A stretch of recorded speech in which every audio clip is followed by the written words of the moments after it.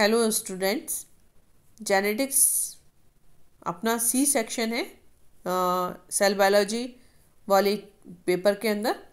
और जेनेटिक्स को पढ़ाने से पहले मैं आपको कुछ शब्दों के बारे में बताना चाहती हूँ, क्योंकि ये महत्वपूर्ण शब्द हैं जो कि आप पूरे जेनेटिक्स के अंदर पूरे सेक्शन सी को जब भी आप पढ़ेंगे तो इन शब्दों के जाने बिना या याद किए बिना आप अच्छे से जेनेटिक्स नहीं पढ़ सकते हैं। इनमें सबसे पहला है जीन। मेंडल ने देखो इस शब्द को कारक कहा था, क्योंकि उस समय तक माइक्रोस्कोपी विकसित नहीं हुई थी और ये सिर्फ उनकी संकल्पना थी कि कोई कारक इस तरीके से है जो एक पीढ़ी से दूसरी पीढ़ी के अंदर लक्षणों को निर्धारण करता है।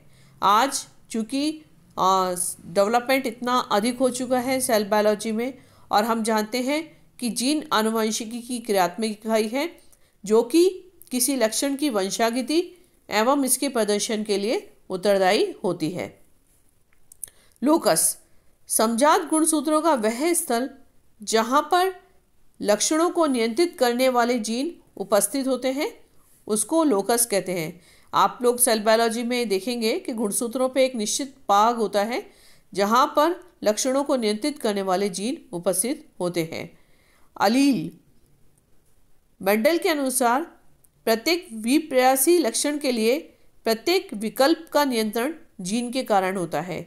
यानी कि किसी भी लक्षण के दोनों विकल्प, अर्थात जैसे लंबा या छोटा, है ना, यानी कि ये लंबा और छोटा, तो ये दोनों ही पैरामीटर्स लंबाई के लिए हैं, लेकिन इनको नियंत्रित करने वाले दो जीन अलग अलग होंगे। लंबे के लिए अलग जीन होगा और शॉर्ट के लिए अलग जीन होगा। अब आते हैं हम लोग जो शब्द बहुत ज़्यादा अपने लिए काम के हैं, वो है होमोजाइगस और हेट्रोजाइगस। अब किसी लक्षण को नियंत्रित करने वाले यदि दोनों जीन एक प्रकार के हैं तो उसको हम होमोजाइगस कहते हैं, और दोनों जीन यदि विपरीत प्रकार के हैं, विभिन्न प्रकार के हैं, तो उसे हम विषम युग्मजी कहते हैं, हेट्रोजाइगस कहते हैं। सपोज करिए यदि शुद्ध लाल है तो उस कैरेक्टर को हम कैपिटल आर से बताएंगे, और शुद्ध सफ़ेद है तो उसको स्मॉल आर और स्मॉल आर से दिखाएंगे। लेकिन यदि इनके बीच में संकरण कराया जाता है, हाइब्रिडाइजेशन कराया जाता है, और हमें दोनों से युक्त कोई मिलता है तो वो कैपिटल आर और स्मॉल आर होगा, और ये आपका हेट्रोजाइगस प्रवृत्ति का होगा। और हेट्रोजाइगस में हमेशा वो गुण स्पष्ट होता है जो कि डोमिनेंट होता है, प्रभावी होता है। नेक्स्ट वाली लाइन में मैं आपको ये बता रही हूँ कि जब हमने प्रथम पीढ़ी में संकर हाइब्रिडाइजेशन कराया, कराया करिए कैपिटल आर और स्मॉल आर को हमने हाइब्रिडाइजेशन कराया, संकर कराया, तो पहली पीढ़ी में हमें जो लाल पुष्प मिलेगा वो कैपिटल आर और स्मॉल आर का होगा। अब ये कैसी कंडीशन हुई बच्चों? हेट्रोजाइगस की। लेकिन हमें जो गुण स्पष्ट रूप से नज़र आ रहा है वो नज़र आ रहा है लाल पुष्प का। अब ये लाल पुष्प है, लेकिन हमने जो क्रॉसिंग करवाई थी वो कराई थी लाल पुष्प और सफ़ेद पुष्प में। अब हमारे पास जो पुष्प प्राप्त हुआ वो लाल पुष्प हुआ, लेकिन उसमें अगर उसका जीनोटाइप देखें तो वो है कैपिटल आर और स्मॉल आर का। तो ये हेट्रोजाइगस हुआ, लेकिन इसमें गुण जो प्रभावी नज़र आ रहा है वो लाल का नज़र आ रहा है। तो ये करैक्टर तो हो गया डोमिनेंट, जो हमें स्पष्ट नज़र आ रहा है फिनोटाइप में, और जो करैक्टर हमें नज़र नहीं आ रहा है वो हो गया रिसेसिव। इसी को लेते हुए आगे बढ़ते हैं फिनोटाइप और जीनोटाइप, जिसके लक्षण हमें बाह्य रूप से देख सकें। जैसे अभी मैंने बताया कि लाल रंग हमें दिख रहा है तो वो प्रभावी है, तो ये हुआ फिनोटाइप। लेकिन इसका जीनोटाइप क्या है? कैपिटल आर और स्मॉल आर, ये अपन नहीं देख पा सकते। ये अपन तभी देखेंगे जब इसको आगे और क्रॉसिंग कराएंगे। तो ये वाला जो उसका जीनी संरचना है जिसको हम अपनी आँखों से नहीं देख सकते हैं, उस कैरेक्टर को हम बोलते हैं जीनोटाइप। यहाँ पे एक टेबल के माध्यम से आप देखिए फिनोटाइप और जीनोटाइप में डिफरेंसेस दिखाए गए हैं। जो कैरेक्टर बाह्य तौर पर प्रदर्शित होते हैं जैसे आकार, आकृति, रंग और स्वभाव, वो कहलाता है फिनोटाइप।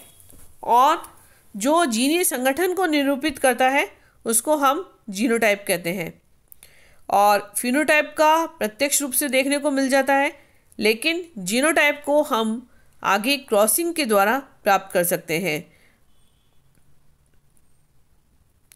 अब फिनोटाइप के लिए आपके विभिन्न प्रकार के जीनोटाइप हो सकते हैं, लेकिन एक प्रकार के जीनोटाइप के लिए एक ही प्रकार का फिनोटाइप उपस्थित होता है।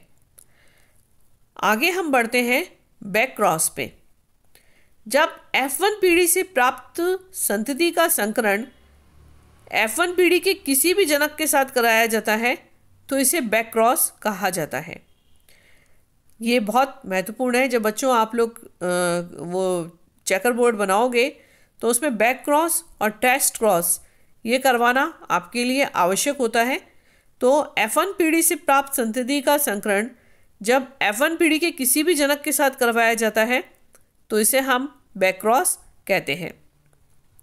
और F1 पीढ़ी का संकरण F1 पीढ़ी के अप्रभावी जनक से कराया जाता है तो प्राप्त संतति का 50% प्रभावी और 50% अप्रभावी लक्षणों वाला होता है। टेस्ट क्रॉस, जब F1 पीढ़ी के हेटेरोजाइगस संकर का संकरण समयुग्मजी अप्रभावी जीन के साथ कराया जाता है तो इसे टेस्ट क्रॉस कहा जाता है। और इस टेस्ट क्रॉस के द्वारा F1 पीढ़ी के जीनोटाइप का पता लगाया जा सकता है। आप नीचे टेबल में देखिए बैक क्रॉस और टेस्ट क्रॉस को। यहाँ पर देखो आप बैक क्रॉस में आप देखिए मैंने कैपिटल टी को स्मॉल टी के साथ क्रॉस कराया और हमें जो बैक क्रॉस में देखिए जो हमें चेकर बोर्ड में प्राप्त हुआ है वो हेटेरोजाइगस है, कैपिटल टी और स्मॉल टी। इसी को पुनः संकरण कराने पर हमें जो फिनोटाइप मिला वो सभी लंबों का था, क्योंकि जो प्योर टी है कैपिटल टी और कैपिटल टी वो भी लंबे हैं और जो कैपिटल टी और स्मॉल टी है वो भी लंबे हैं। तो यहाँ पर फिनोटाइप जो होगा वो भी लंबों का होगा, जीनोटाइप होगा वो कैपिटल टी और स्मॉल टी का होगा। तो 50-50% इसमें पाया जाता है। जबकि टेस्ट क्रॉस में आप देखिए, टेस्ट क्रॉस में हम जो F1 संतति है उसका संकरण हम रिसेसिव पेरेंट के साथ कराते हैं स्मॉल टी और स्मॉल टी। तो जो हमें फिनोटाइप प्राप्त होता है वो लंबे और बौने का 50-50% प्राप्त होता है, यानी 50% लंबे और 50% बौने। और टेस्ट क्रॉस इसलिए इम्पॉर्टेंट है, रिसेसिव पेरेंट्स के साथ कराने पर हमें F1 संतति जो F1 संतति है, F1 संतति से के जो पहले जो पेरेंट युग्मक रहे हैं उनके बारे में ज्ञान प्राप्त हो जाता है।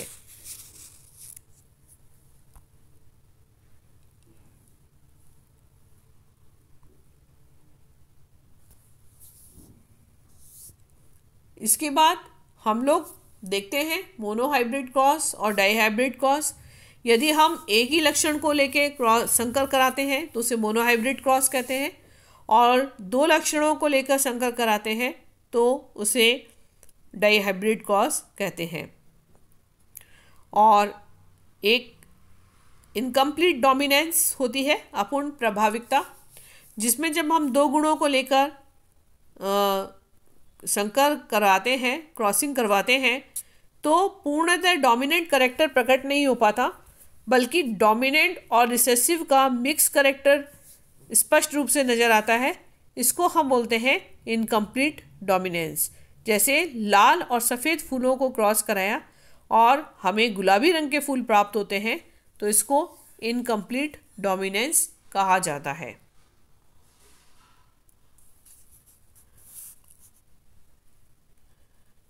पॉलीजेनिक ट्रेट, जब एक ही लक्षण दो या दो से अधिक जीन द्वारा नियंत्रित होते हैं तो उसे बहुजिनी लक्षण कहते हैं। और सबसे इम्पॉर्टेंट है इसमें सिंबल्स।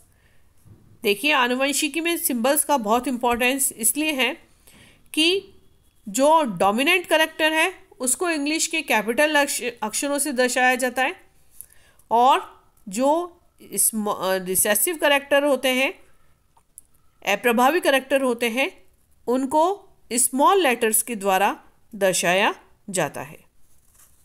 Thank you.